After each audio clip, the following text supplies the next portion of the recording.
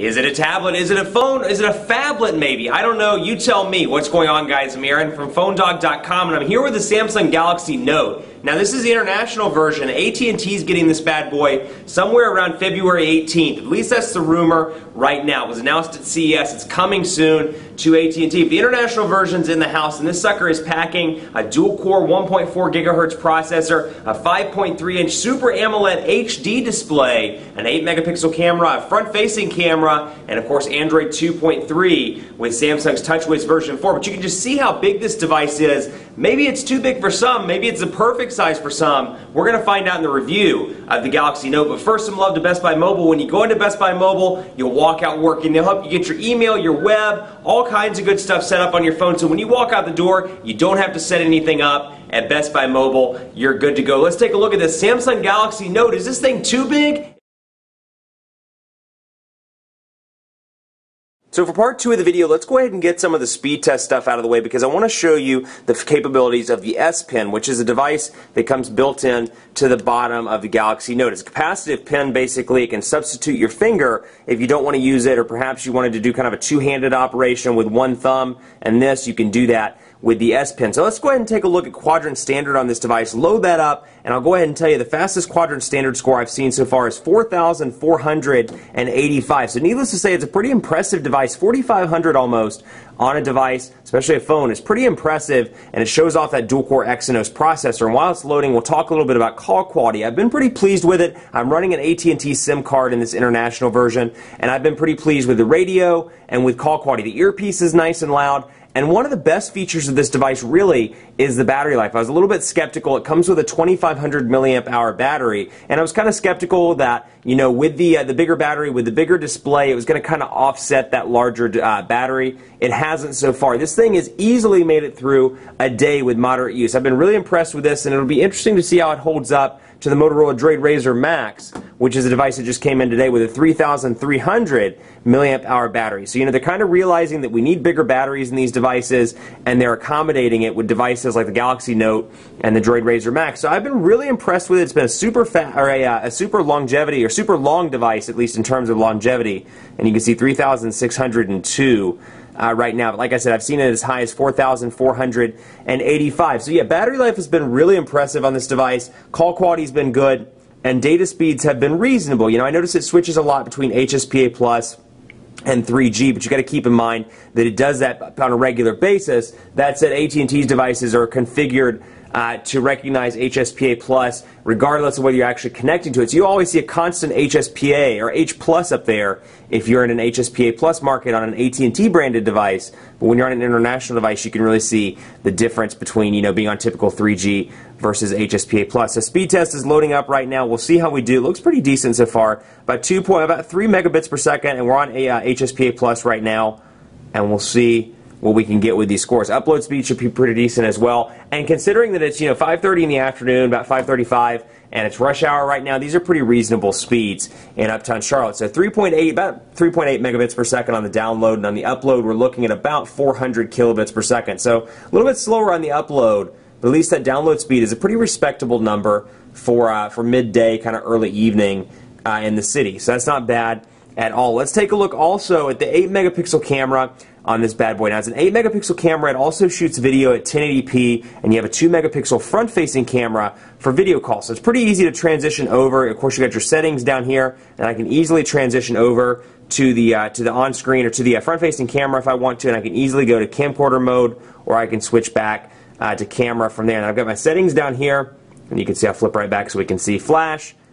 And then I've got the settings. You can see, you know, shooting mode, scene mode, exposure value, exposure value, yeah, resolution, white balance, ISO, and more. So you got that. You don't have a physical camera button on this device, excuse me, but you do have the ability to press and hold the button on screen without letting it go, and that does focus in on a particular device. So we'll just bring over the Droid Razr Max since it's sitting over here off camera, and then we'll go ahead and focus in on the Verizon and 4G LTE logos. Half press, or full press rather, but don't let go to focus in. And as soon as I let go, it's going to take the picture, and I can easily come back here and do another one to focus in. So the Super AMOLED HD display, really gorgeous display. It's 800 by 1280 pixels. It's a really impressive impressive display, and I've been really pleased, not just with pictures, but with videos as well, with HD videos on YouTube, with high quality stuff. It really does a decent job of capturing and rendering pictures. So you see pinch to zoom, relatively responsive here, and of course I can easily see the Verizon logo, I can see the Kevlar stuff on the back, I can see the LTE logo,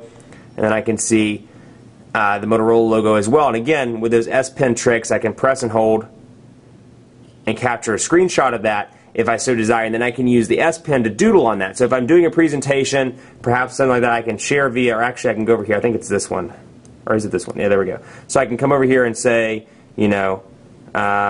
Galaxy Note, because hey, this is a Galaxy Note review, right? We gotta give it some love. Galaxy Note, and I can come over here and doodle on this and save it and send it. So if it's a presentation, I can take a screenshot, I can easily modify it around, do some little funky things like that. I can save it and send that off in an email. So a nice little touch to this phablet, phonelet, whatever you want to call it. So that's a nice little feature as well. But I want to focus on that Note on some of the S Pen capabilities. I can scroll over here and go to S Memo, and like I showed you in part 1, I can take some memos, but I can draw around, I can doodle, change a lot of things. I can do not only text stuff, but I can do written stuff as well. So we'll come in here and we'll edit this one.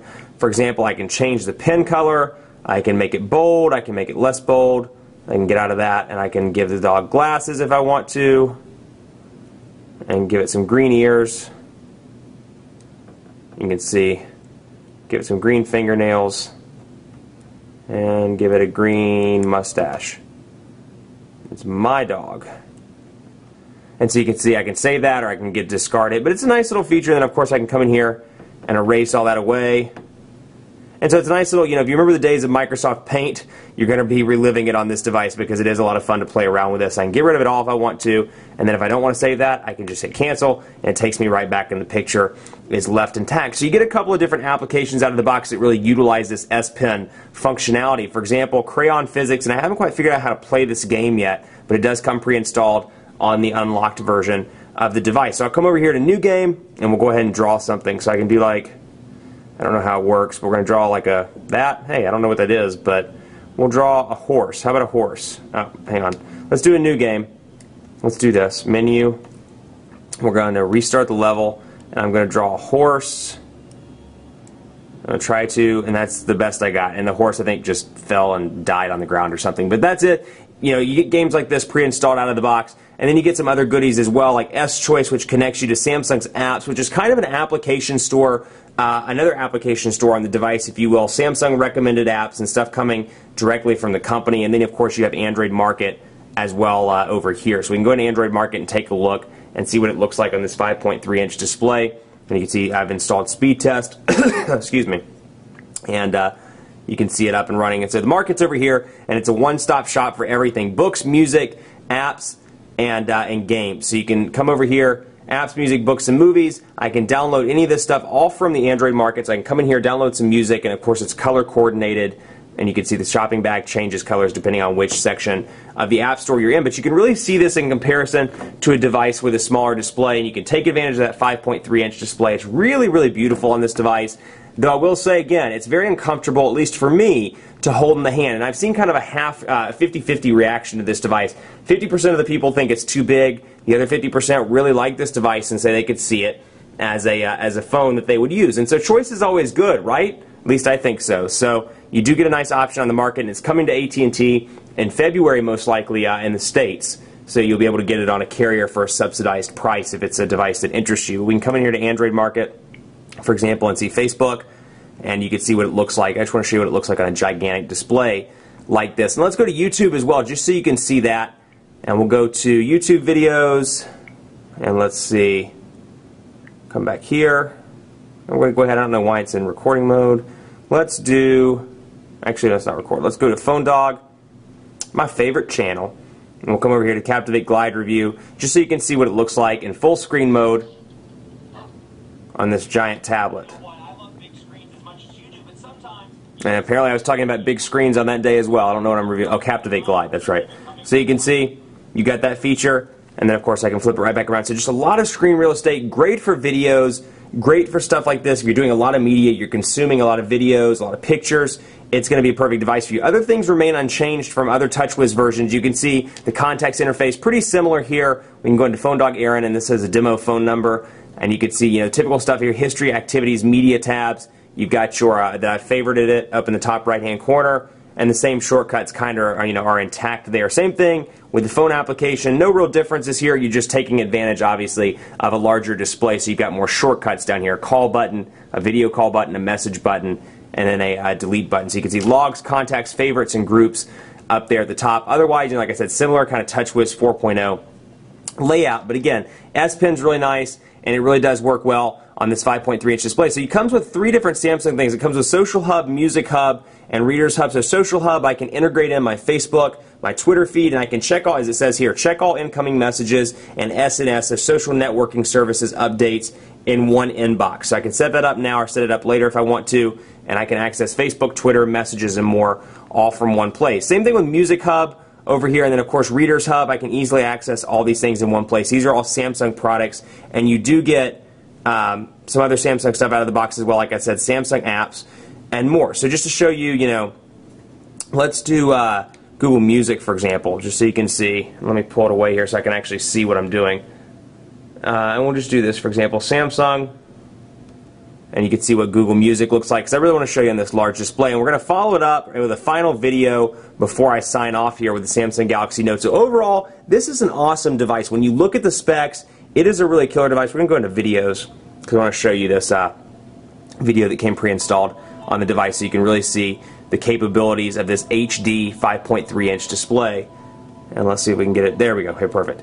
So you can really see what it's like, and pardon the fingerprints on the device itself. But really well spec, dual-core processor. This Exynos processor runs really well. 5.3-inch display is absolutely beautiful. I mean, the camera's not doing it justice. It really looks good. It's a nice option for a lot of people, but for me and I think for a lot of consumers, it's going to be a little bit too big. 4.7 is really the border for me. That's where it gets a little bit too large. Anything over that, I couldn't carry personally. Now, that may not be you, and choice is always good. And this thing is rocking some awesome specs. And I will say, out of all the Android devices I've ever reviewed, I just got the Droid Razr Max in, so I really can't use it as an example, but out of all the stuff I've reviewed to date, this thing has the best battery life of any Android handset. So far, that 2,500 milliamp hour battery has really been knocking it out of the park, and it's been doing a great job. Despite having a pretty big display, it's lasted for at least a full day with pretty moderate to almost heavy use. And so I've been really impressed with that. Speed tests look good. This is an awesome device. I'm excited to get it in the United States. Much more coverage to come on PhoneDog.com with the Samsung Galaxy Note. Keep it locked, because I'm going to do a lot of dog fights with this device on other devices. The Droid Razr Max will be one. We'll do a battery-to-battery test maybe. Do something like the Galaxy S2 series, kind of brethren versus brethren. I may do something even crazy, like the Titan Windows Phone maybe, versus the Galaxy S2. The Resound, we'll have a bunch of dogfights with this bad boy, because this thing is getting ready to come to the U.S. market. So you better believe we'll have plenty of dogfights to help you make your decision a lot easier. But keep it locked on the site for continuing coverage. Like us on Facebook, facebook.com/PhoneDog. We're always giving away cool stuff, so like us, head over there and do that. And be sure to follow me on Twitter as well. Let me know what you think of the Galaxy Note. Let me know if you have any questions about it at PhoneDog_Aaron, and on Facebook at facebook.com/PhoneDogAB. Thanks so much for watching. More coverage to come on the Galaxy Note, so keep it locked on the site for continuing coverage. See you next time.